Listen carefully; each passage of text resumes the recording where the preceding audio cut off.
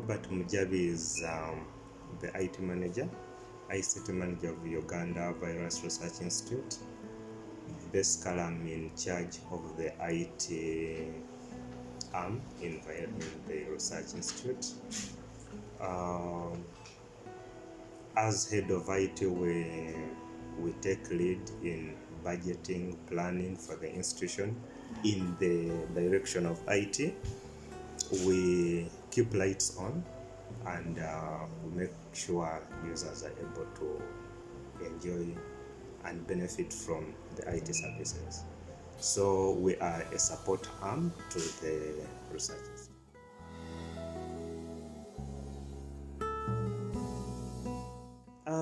UVRI is a research institute in the health sector, human research, and we are involved in a number of researches. But most importantly, we are also a host to a number of accredited laboratories. UVRI hosts for example, the National HIV Reference Laboratory. We are also running a project, the HRL project, that is tasked to improve the quality of HIV testing in the entire country. And we distribute DTS, dry test panels, to all laboratories and all lab testing points in the country. And we host that laboratory. We host the yellow fever and measles laboratory for Eastern Central Africa, and we are accredited by the World Health Organization. We host the Ebola laboratory.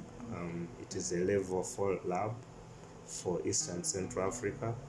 We host a number of laboratories, and we are referenced to several countries in Africa, Eastern Central, and our role is felt at all that sector, in all those areas. But also we have a number of expertise and experts around.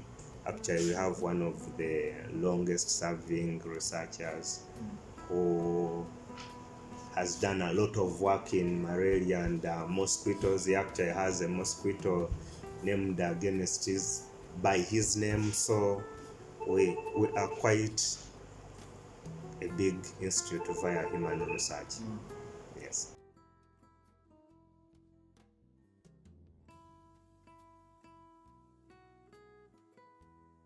To begin with is that Renu broke into an environment that was only serviced or populated by the commercial service providers, the ISPs.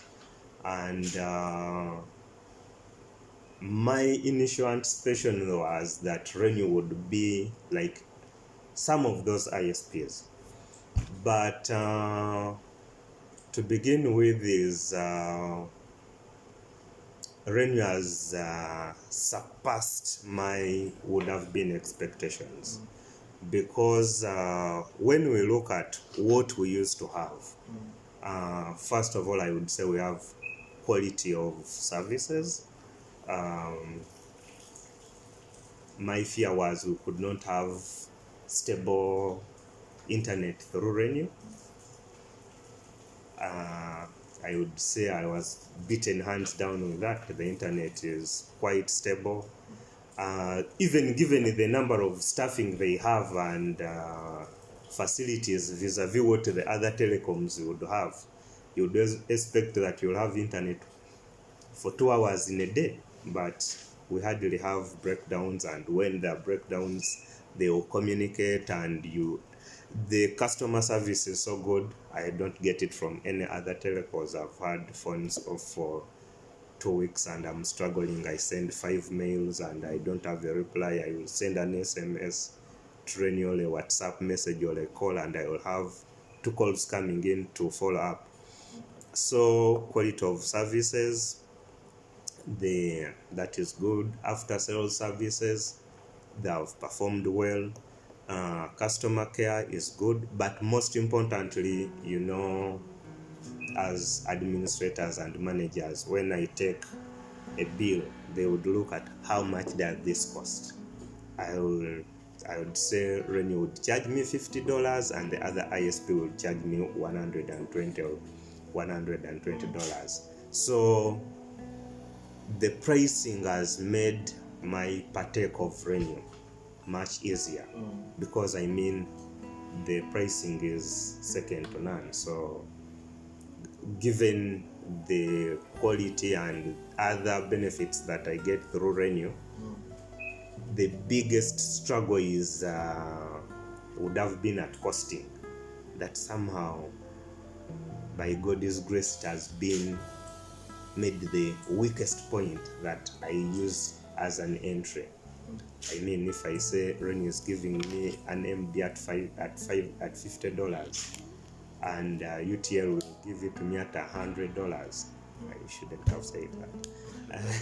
Another ISP will give it to me at $100. So it makes costing all the benefits from Renu much more easier, and I think the institution as Uganda Virus Research Institute must be happy that we went that way, and I don't regret being there.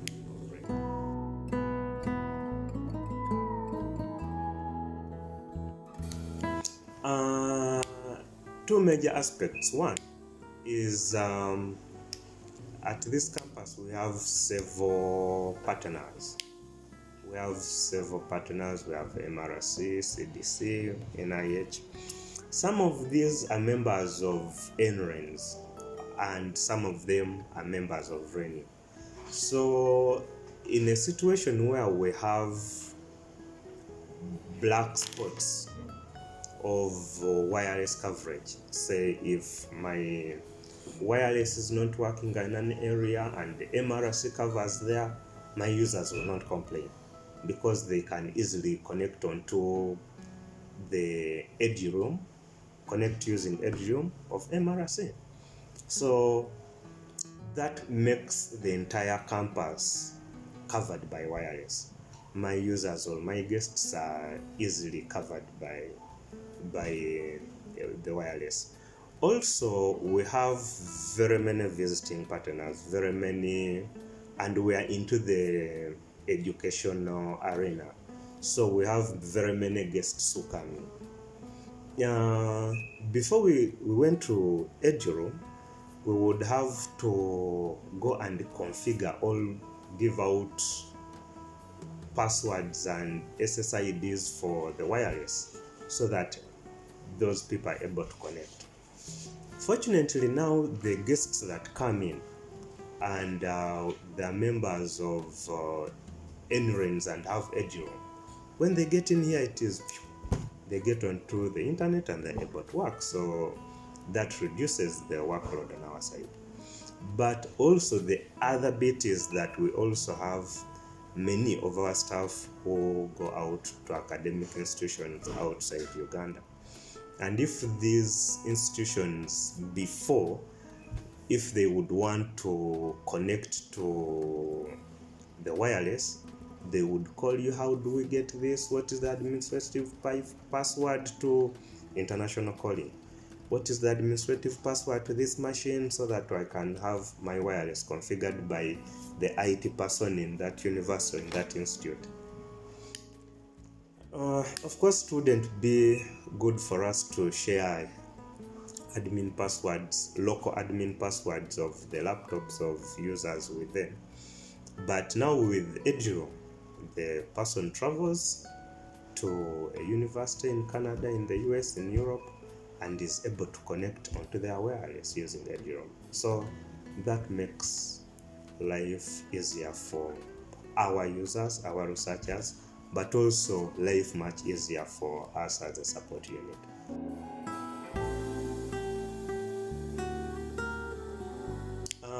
Like I've said before in different fora, at one time 5 years ago in IT, it was about processing power.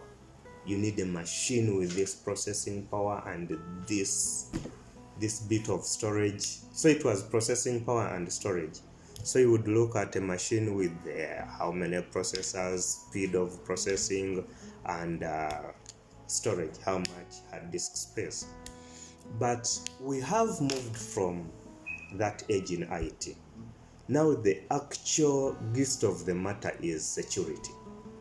You need to know how secure your network is, how secure your application is, how secure your mobile phone is. So the gist of IT now is security.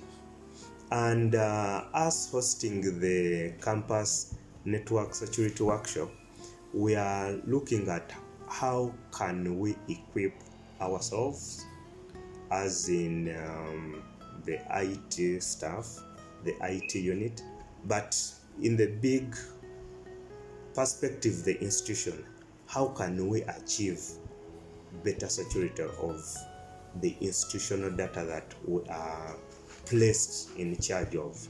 So we are looking at how our team, there can be security, you can have all the devices to man the possible security, but you need to have the knowledge to handle or to configure that security.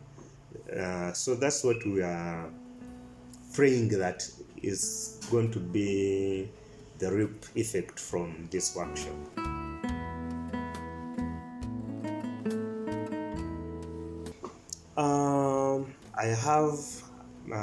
I've attended part of the workshop, not the whole of it, but I've also got feedback from my team.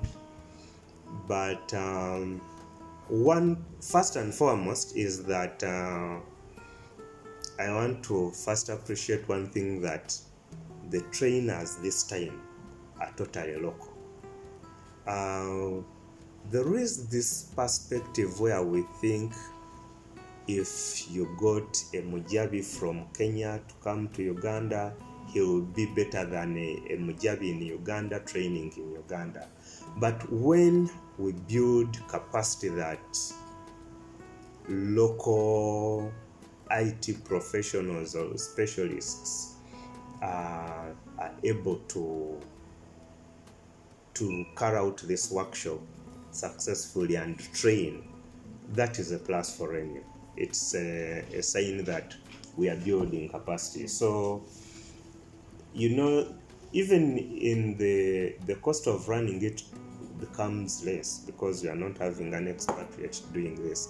But also the bit that it's done by our people strengthens the IT fraternity in Uganda. Then, of course, I've looked at the content. I've gone through part of the content, really very relevant for institutions, and it is focused at institutions that these trainings that are generalized. I've had time to train out of this country in, say, South Africa, talk IT, and it's a general training. So the training is generalized. But this is particularly directed to the campuses where people are coming from, and the examples are basically local. So that makes the training very good.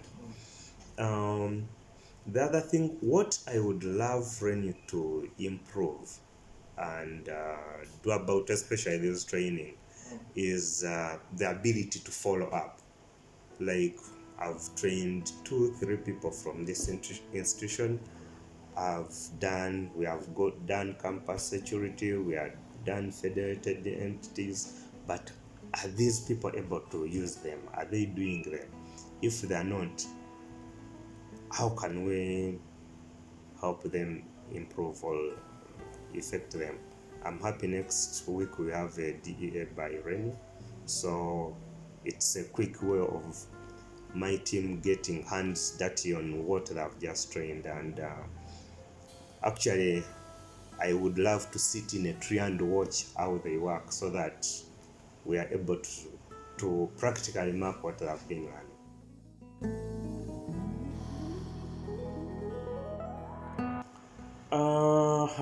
That would be a huge message because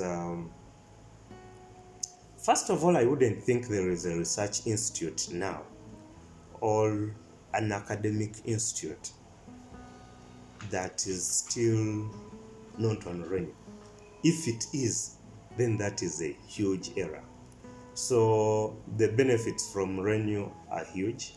One is quality of service, customer care.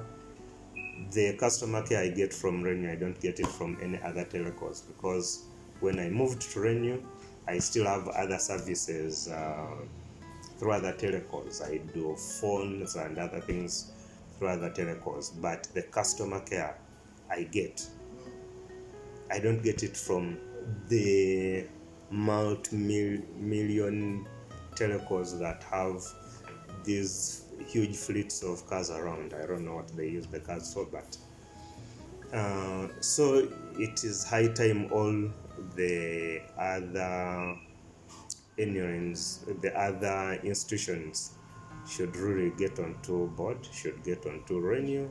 The services are reliable, the services are there, the costing is wonderful, so they have more to lose than gain if they're not there.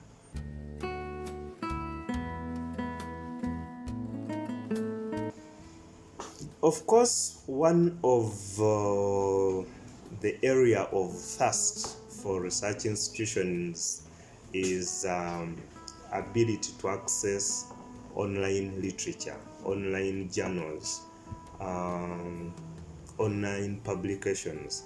And some of these publications are through subscription. We have subscriptions to various online journals, e-libraries and things. So for now, maybe UVRI can afford these subscriptions, but you would find some other research institutions, some other schools cannot afford these subscriptions. So we can do two things. One, Renu does a bulk subscription for members so that they go in to those journals or those portals as Renu prescribed members. That is one. Two, we can also think of a repository at Renu or something so that especially local content, Ugandan publications, Makerere does a lot of publications. UVRI does a lot of publications. We are next to Makerere in publications. Various universities are doing publications. So if we say get also this content local and store it local, it would reduce on the upstream bandwidth because it will be local content. So we would look at a repository of how we can consolidate these publications locally, but also those that we cannot would look at having these institutions being able to access such information at an affordable rates. There are things that academic institutions would need, and when you look at now institutions of higher learning and the secondary schools that have joined Renu becomes currently is the avenue that is able to interactively connect with these institutions. So we would need a kind of an association, not really an association in the legal terms, but would need something that brings us together and try to have commonly used services, IT services, especially for the subscriptions and things done through Renu. That would benefit the education environment and research.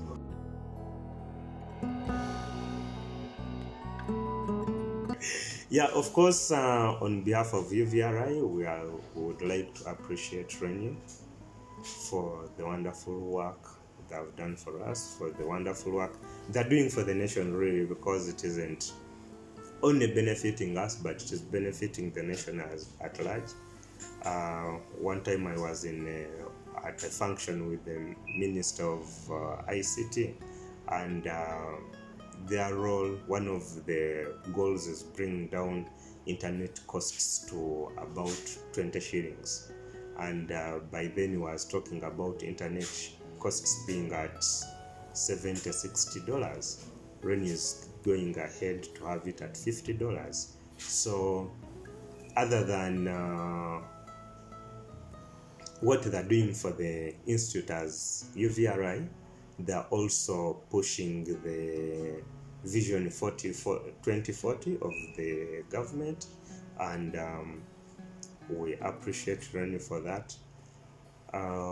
We would also love to appreciate Renu for having got us from a situation where we would not think having 30-40 Mbps of bandwidth to the institute possible. We now have about 32 Mbps running to the institution, and at a cost slightly actually lower than what we used to pay for 10 Mbps. So we are very grateful for that. Yeah.